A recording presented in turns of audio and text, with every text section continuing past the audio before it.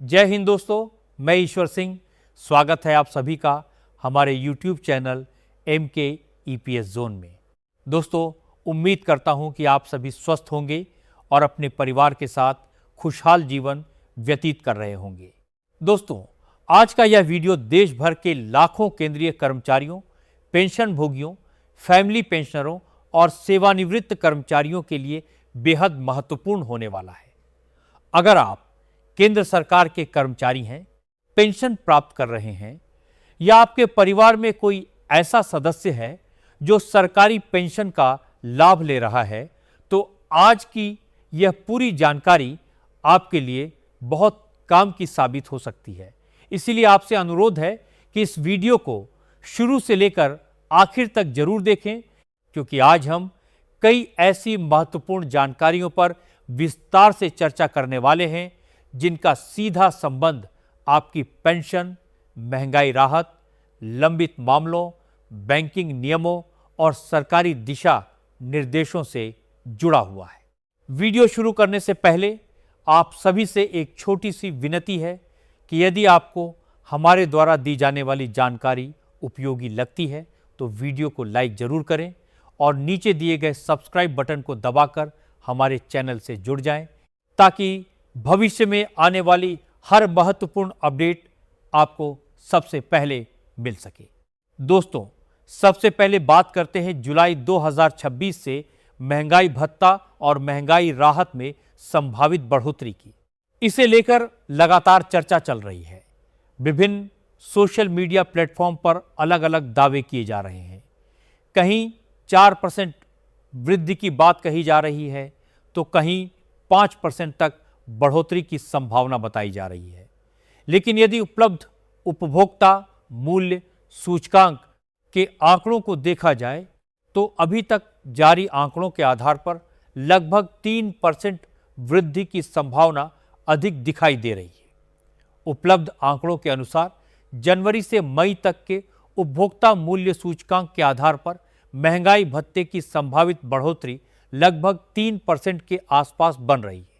जून जरसेन बढ़ती महीने के आंकड़े आने के बाद अंतिम तस्वीर स्पष्ट होगी। अंतिम निर्णय सरकार द्वारा आधिकारिक घोषणा के बाद ही स्पष्ट होगा। इसलिए किसी भी अपुष्ट दावे पर भरोसा करने से बचना चाहिए। अब बात करते हैं उन लाखों पेंशन भोगियों की जो लंबे समय से अपनी किसी न किसी पेंशन संबंधी समस्या को लेकर परेशान चल रहे हैं। कई बार ऐसा होता है कि पेंशन से जुड़ी शिकायत महीनों तक संबंधित विभागों में लंबित रहती है। कोई व्यक्ति बार बार आवेदन करता है, ऑनलाइन शिकायत दर्ज करता है, विभाग के चक्कर लगाता है, बैंक से संपर्क करता है, लेकिन उसके बावजूद समाधान नहीं मिल पाता। ऐसे सभी पेंशन भोगियों के लिए अब एक महत्वपूर्ण अवसर सामने आया है। उपलब्ध जानकारी के अनुसार 25 जुलाई 2026 को विशेष पेंशन अदालत आयोजित की जाएगी, जिसका उद्देश्य लंबे समय से लंबित पेंशन मामलों की समीक्षा करना और उनका समाधान निकालने का प्रयास करना है। यह पहल उन लोगों के लिए विशेष रूप से राहत देने वाली मानी जा रही है जो कई वर्षों से अपनी जायज समस्याओं का समाधान पाने की प्रतीक्षा कर रहे हैं। दोस्तों, यदि किसी पेंशन भोगी की मासिक पेंशन अपेक्षा से कम आ रही है, फैमिली पेंशन शुरू होने में देरी हो रही है, एरियर का भुगतान अभी तक नहीं हुआ है, पीपीओ में नाम, जन्म तिथि या अन्य विवरण गलत दर्ज हो गए हैं, बैंक द्वारा भुगतान में परेशानी आ रही है, कम्यूटेशन से जुड़ा कोई विवाद लंबित है, अतिरिक्त पेंशन लागू नहीं हुई है, मेडिकल अलाउंस का लाभ नहीं मिल रहा है, जीवन प्रमाण पत्र से जुड़ी तकनीकी समस्या बनी हुई है, पेंशन संशोधन का मामला लंबे समय से अटका हुआ है, या विभाग और बैंक के रिकॉर्ड में किसी प्रकार का अंतर होने के कारण भुगतान प्रभावित हो रहा है, तो ऐसे मामलों को इस विशेष पेंशन अदालत में उठाया जा सकता है। हालांकि अंतिम निर्णय संबंधित अधिकारियों द्वारा उपलब्ध दस्तावेजों और नियमों के आधार पर ही लिया जाएगा। इसलिए सभी आवश्यक प्रमाण अपने साथ रखना बेहद जरूरी होगा। दोस्तों, बहुत से ऐसे पेंशन भोगी भी हैं जिन्होंने पहले ही विभिन्न माध्यमों पर अपनी शिकायत दर्ज कराई थी, लेकिन अभी तक उन्हें संतोषजनक समाधान प्राप्त नहीं हो सका। कई लोगों ने स्पर्श पोर्टल, CPGRIMS, विभागीय शिकायत प्रकोष्ठ, बैंक शिकायत केंद्र या पेंशन विभाग के माध्यम से आवेदन किया, फिर भी उनकी समस्या जस की तस बनी हुई है। ऐसे मामलों में यह विशेष पेंशन अदालत उनके लिए एक प्रभावी मंच साबित हो सकती है, जहां संबंधित विभागों के अधिकारी एक साथ बैठकर लंबित मामलों की समीक्षा करेंगे। इससे उम्मीद की जा रही है कि जिन मामलों में केवल समन्वय की कमी के कारण देरी हो रही थी, उनका समाधान अपेक्षाकृत तेजी से हो सकेगा। अब बात करते हैं कि इस पेंशन अदालत में वास्तव में होगा क्या।